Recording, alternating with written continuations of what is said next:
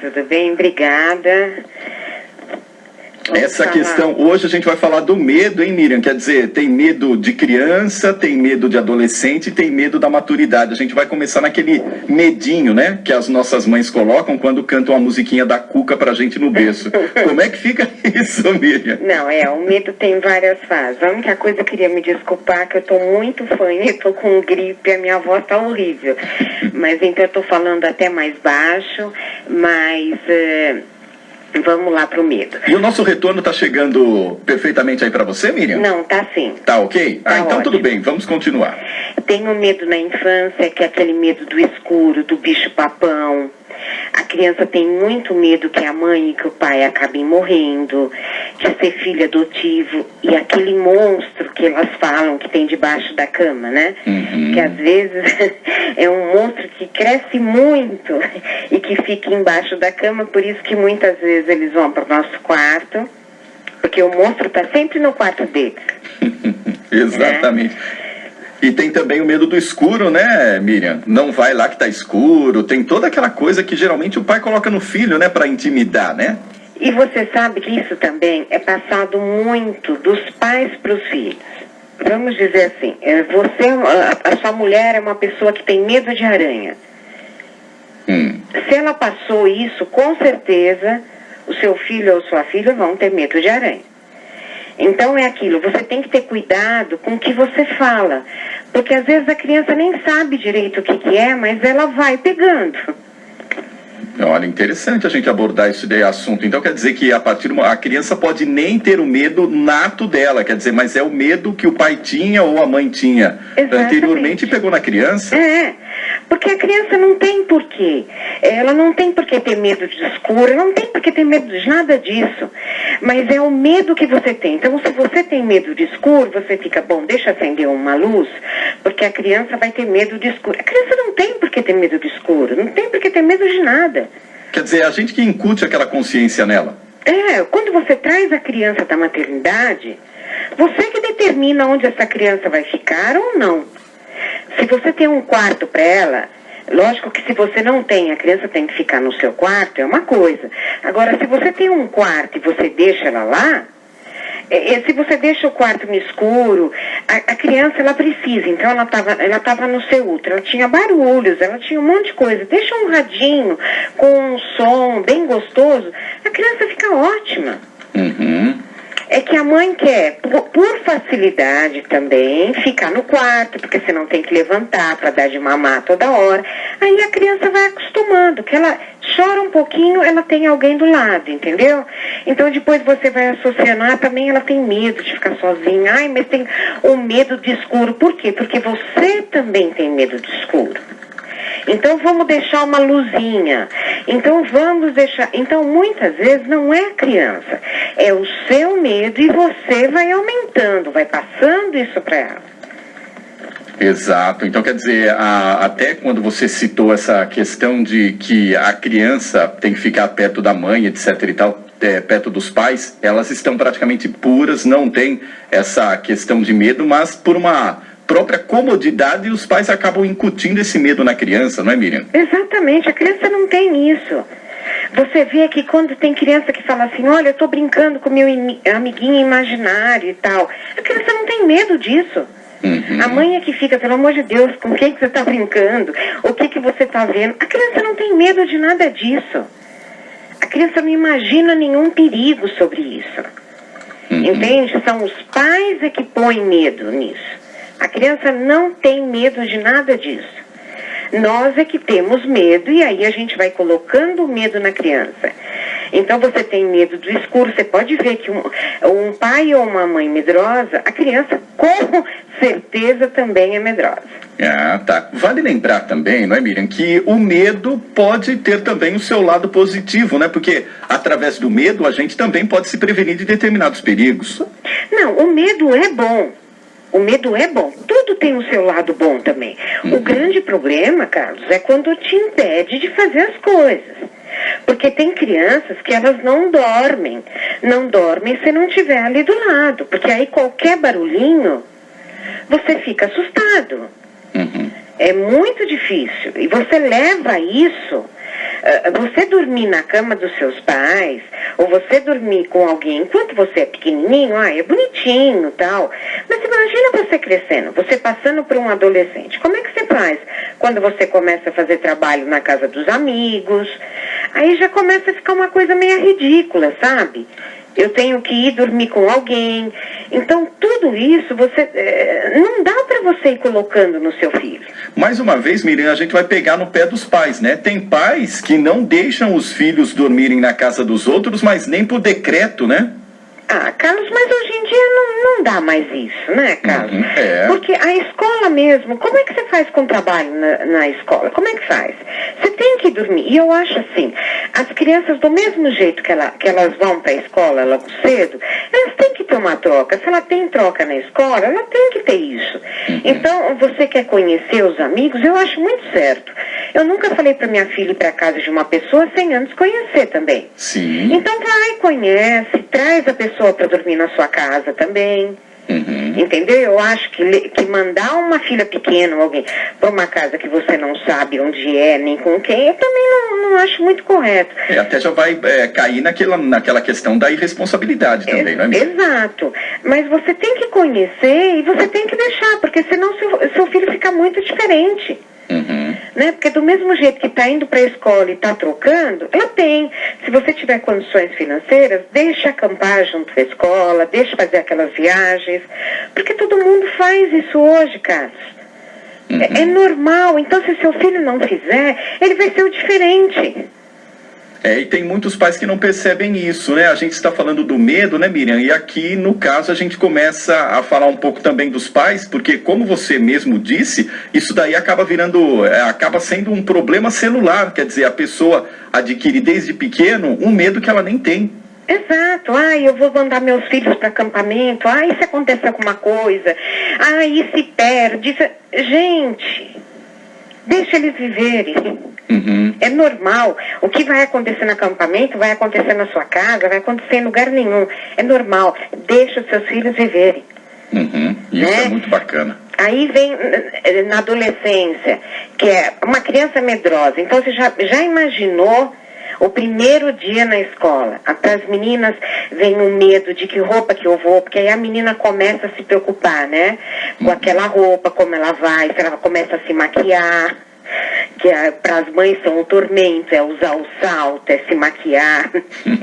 Para os meninos, ele não vai parecer bobo. Tem cada fase, vem a diferença, né? Você começa a perceber o comportamento de cada um. Na época do vestibular, na maturidade, vem se eu vou se manter no meu emprego, como é que eu vou me manter, como é que eu vou sustentar a minha família. O casamento, separação, os filhos, a casa própria. E também tem o da velhice. Que aí, depois de um tempo, você começa a perceber que os seus amigos já estão ficando doentes, alguns morrem. Como você convive com tudo isso? Esse é considerado um dos medos mais perigosos, Miriam, aí dentro do seu ponto de vista, ou não necessariamente? Não é perigoso. Eu acho assim, hoje em dia você não tem mais tanto aquela coisa de vamos almoçar com os avós, vamos ficar... Então eles se sentem meio afastados. O que a gente tem visto é isso, é porque você não tem tanto convívio. Quer dizer, é o medo praticamente aí associado ao isolamento. Exatamente. Então, o que tem que tomar cuidado é uma depressão por causa disso. Porque vai se isolando. Antigamente você tinha um encontro semanal, que hoje você quase não tem mais isso. Exato. Então a pessoa, se os filhos todos casaram e ela não tem acesso mais àquele encontro semanal, se ela não, vamos dizer que ela perdeu o companheiro, ou ela não é ativa, ela não sai, não faz alguma coisa, ela fica ali a semana inteira isolada, né? Então ela sente que aos pouquinhos ela vai perdendo o convívio com todo mundo, inclusive ela não tem mais a vontade de fazer nada. Então isso leva a uma depressão. Aí sim tomar um cuidado. Quer dizer, quanto mais você procurar ampliar o seu ciclo social e principalmente, não é, Miriam, procurar pessoas de idades diferentes também, né? Esse medo pode ser aplacado ou pelo menos minimizado, né? Sim, hoje a gente vê muitas pessoas na terceira idade fazendo a faculdade da terceira idade. Foi um ganho muito grande, eu acho, porque tem milhões de interesses e pessoas de várias idades fazendo.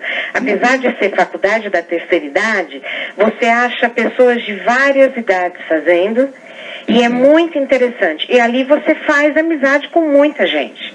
Uhum. Então, quer dizer, você se mantém ativa, está estudando e está fazendo amizade. Isso aí é bastante interessante. Já que você citou aí a palavra ativa, a gente pode falar também da população economicamente ativa, Miriam, e falar daquelas pessoas que estão no mercado de trabalho, mas têm medo também de se expor, têm medo de se expressar numa reunião e muitas vezes levam prejuízo com isso, hein, Miriam? Como é que a pessoa faz para minimizar também tudo isso daí? É porque aí tem o medo de expor a sua ideia e de ser ridícula, de ninguém achar a sua ideia interessante. Aí daqui a pouco ela não fala nada, mas alguém levanta a mão e acaba falando a mesma ideia. Né? E aí ela fala assim, poxa, por que eu não falei? Mas é assim, eu acho que a gente tem que aprender a se colocar. Isso que eu digo para todo mundo. Se ninguém gostar da sua ideia, sinto muito.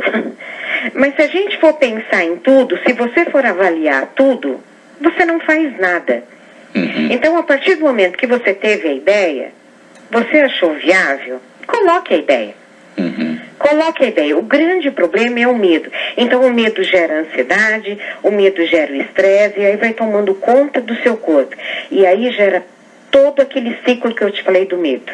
Né? Que aí entram os hormônios e aí você não consegue fazer nada, que aí numa reunião te paralisa.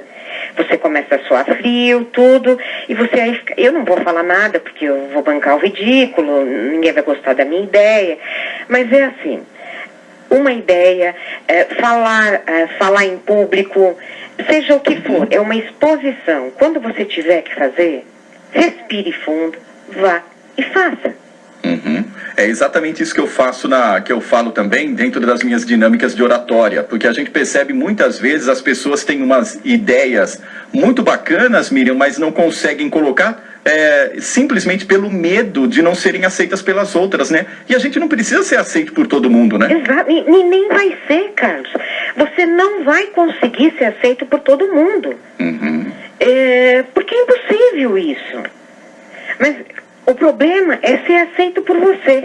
Esse é que é o problema. Essa pessoa, quando pensa assim, é porque nem ela está convencida daquela ideia. Então é assim, você tem que estar convencido da sua ideia. Essa ideia é boa mesmo? Eu acho essa ideia importante, acho que dá para aproveitar. Então pronto, Carlos. Aí você passa a ideia para frente. Se ela não for boa o suficiente para todo mundo, tudo bem, mas pelo menos eu falei. O pior é você ficar quieto, depois você chegar na sua casa e falar, poxa, por que eu não dei minha opinião? Isso eu acho muito pior. Ficar remoendo aquilo lá também, né? Exatamente, perder a oportunidade de se colocar. E às vezes perder a oportunidade de ver a sua ideia e ir pra frente. Isso que é o pior. Eu acho que isso é o pior, Miriam. Porque poderia ser aproveitada e muito bem aproveitada, mas você ficou quieto. Porque ficou quieto por medo, por vergonha, né? Então é assim, é vencer o seu medo. Eu digo que quando a gente olha o medo de frente, eu sei que não é fácil, mas vai aos poucos. Quando a gente olha o medo de frente, ele não é tão grande. Ele se torna bem menor. Então é fazer um exercício, começar a olhar o medo de frente. Quando a gente vai e encara o medo, ele se torna muito menor do que a gente imagina. E cabe isso também, não é, Miriam? Uma boa reflexão a respeito, né? Por que será que eu estou sentindo medo de fazer alguma coisa? Por que será que eu estou com medo de ter alguma coisa? Isso também é muito importante a pessoa analisar, não é? Sim, porque o medo paralisa você. O medo é importante, como você falou. Se você não tiver um medo, você vai atravessar uma rua, você não vai olhar dos lados, você vai atravessar e vai ser atropelado. Então você precisa ter um medo, sabe? Ele te breca em algumas situações e é importante. Agora, o que não pode acontecer é ele te brecar em todas as situações. Então ele tem que ser um medo saudável, vamos dizer. Né? Ele não pode te paralisar. A hora que ele começar a te paralisar, ele está te fazendo mal. Então está na hora de você olhar ele de frente e falar, pera um pouquinho, quem comanda aqui o meu corpo sou eu. Então eu deixo você fazer algumas coisas. Agora me paralisar, não. Isso é e interessante. aí você vai em frente. E a gente sempre costuma contextualizar tudo, não é, Miriam? Eu noto que desde o começo, logo quando você começou a conversar com a gente aí sobre o medo, nessa programação aqui especial que a gente está fazendo, você estava se desculpando porque estava um tanto disfônica, né? E a gente percebe assim, se você tivesse medo, por exemplo, de expor esse, digamos, problema, quer dizer, essa intempérie aí, a gente nem teria tido esse papo bacana que a gente teve agora, que eu percebo que a sua voz está bem melhor agora do que no começo do nosso programa. Olha só que legal. Não, a gente não tem que ter medo das coisas, eu só avisei. Porque eu não posso aumentar o tom da voz, porque senão eu fico sem. Então eu avisei que eu não poderia falar mais alto. Mas eu posso falar sim. Então qual é o problema de eu falar desse jeito? Se para vocês aí na rádio não tem problema, ótimo. Nós fizemos a entrevista. Isso é bem bacana. E eu também não tive medo de tecer esse comentário sobre o meu convidado especial dessa terça-feira, né? Quer dizer, como que a gente vai começar, né, a se entender se a gente não falar como que a gente quer ser entendido, né, Miriam? Exato, é que às vezes as pessoas querem que a gente adivinhe as coisas. E aí fica muito difícil. Nada como conversar. Miriam, tem uma pergunta aqui chegando de um ouvinte, eu não consegui entender o nome dele aqui, mas ele está pegando naquela noção que a gente falava sobre o medo de idoso, né, o medo do idoso em si. Ele coloca aqui, o que fazer quando, por exemplo, os filhos... como por exemplo, quando os filhos não querem a convivência dos avós com os netos. Existe uma forma de tentar equalizar também esse medo dos pais aproximarem essa convivência, Miriam? Quando os filhos não querem? Quando os próprios filhos não querem que os netos acompanhem os avós. Olha, eu acho muito estranho, né? Os filhos... Então, é uma coisa complicada porque essa pergunta está parecendo mais um problema de família do que um problema de medo, né, Miriam? Porque é assim, depende muito da idade desses netos, né? Enquanto... o que eu posso falar? Eu posso dar um exemplo. Por exemplo, a minha filha, enquanto ela era pequena, eu ia sempre... nós reuníamos nos domingos. Agora, minha filha já é grande, minha filha tem carro, então de vez em quando ela vai ver a avó. Mas o que eu estou falando, ela consegue ir sozinha. Mas vamos dizer que eu tivesse uma briga com a minha sogra. A minha filha poderia ir sozinha. Agora, eu não sei o que ele quer dizer com os pais impedirem. Os pais brigaram e aí os netos são pequenos... Quer dizer, são N casos, né? Uma situação bastante genérica. Você tem como perguntar para ele tá aí no... Não está. Ele fez a pergunta aqui nessa questão por telefone apenas, né? Mas dá a entender aqui, até pela questão da formulação da pergunta, que talvez seja uma questão de se conversar até dentro da família, né? Não é aquela questão de medo, falar, olha, você não vai com o vô porque senão vai acontecer isso, vai acontecer aquilo. Então é mais uma questão de tentar se acertar propriamente com a família do que tentar curar um determinado medo, não é, Miriam? Eu acho assim, eu tive, quando pequena, eu fui criada assim, eu ia passar todas as férias no interior, em Monte Alto, com a minha avó. Meu avô morreu muito cedo, mas eu ia lá passar com a minha avó. E foi uma fase muito gostosa. Eu acho muito gostoso a gente lembrar dessa fase com os avós. Eu guardo muitas lembranças e eu acho muito importante. Tanto que eu quis que minha filha tivesse isso. Eu acho extremamente importante. E eu acho importante tanto para os avós como para as crianças. Né? Se você teve algum problema com o seu pai, com sua sogra, isso não impede a criança. É importante para o convívio dos dois. Então, está mais parecendo um problema familiar aí. Mas eu acho que você não pode deixar o seu problema impedir o convívio do neto. Quer dizer, como a gente contextualizando aí com o nosso assunto, a pessoa não pode ter medo também de chegar e perguntar para o filho ou chegar e perguntar para o pai por que não quer esse convívio, né? Exatamente. Porque é um convívio tão importante que depois ela vai carregar isso para sempre. Exato. né? Então procura ver o que está acontecendo e deixa isso, porque eu acho isso extremamente importante. Você lembrar dos avós, eu acho extremamente importante, tanto para um como para outro.